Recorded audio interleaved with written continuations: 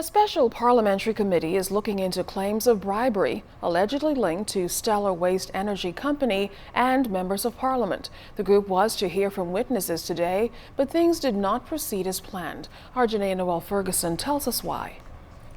We hope to find out who did he give these small contributions to.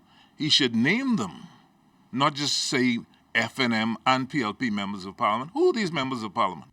MP for Central Grand Bahama Nico Grant initially raised concerns in the House, calling for the matter to be investigated after a local daily reported that the CEO of Stellar Waste Energy, Fabrizio Zabaroni, gave funds to parliamentarians. I thought it was important, firstly, for me to clear my name, that I don't know him, have never communicated with him, so it was impossible for him to have given Nico Grant a small contribution.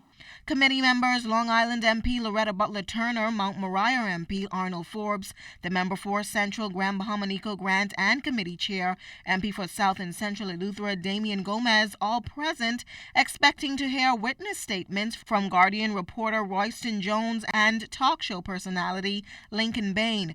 Gomez, however, recommended Wednesday's session be put on hold as the proceedings did not start on time.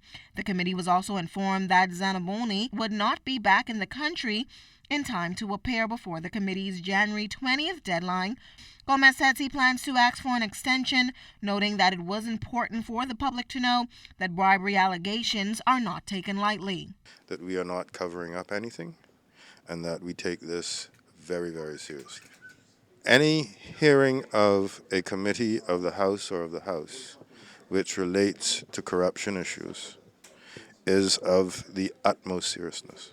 Zanaboni explained in a letter to House Speaker that his comments were taken out of context and that he is an Italian with a hearing problem and sometimes has difficulty understanding when he's asked a question. That letter, in my opinion, was very insulting. He insulted the intelligence of the Speaker and every member of Parliament. It was nonsense. How do you equate the purchase of steak tickets with paying, and I'm not going to pay again? Was he suggesting that he was not going to pay for the steak tickets when he gets something in return for it? Meanwhile, Chief Clerk in the House of Assembly, Maurice Times, described Wednesday's meeting as historic. It's the first time the committee has met in over 20 years. Oftentimes, the Speaker may feel as if the matter was not a breach of privilege at all. And sometimes members just want to make a complaint and get to vent. But this matter, some members think is serious, and the Speaker thought it was a serious matter too, and that's why it was referred to the committee. Janae Noel Ferguson, ZNS Network News. There's an update tonight on works being done at the Bahamas Agricultural and Marine Science Institute, BAMSI. Works have been ongoing at the campus, and it hit a snag last year when one of the dormitories was gutted by fire. State Minister for Works Arnold Forbes says they're working to get the building up and running.